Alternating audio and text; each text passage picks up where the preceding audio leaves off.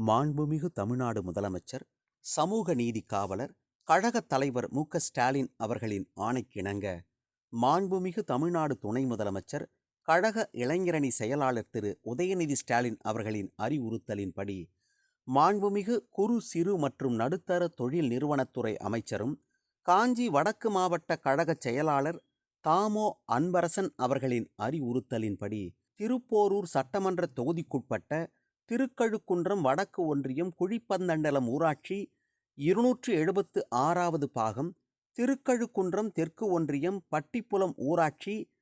புதிய எண் 206வது பாகம் மற்றும் திருக்கழுக்குன்றம் தெற்கு ஒன்றியம் சிறுங்குன்றம் ஊராட்சி புதிய எண் 148வது பாகத்தில்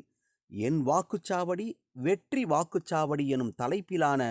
தெருமுனை பிரச்சார கூட்டத்தில் செங்கல்பட்டு தொகுதி சட்டமன்ற உறுப்பினர்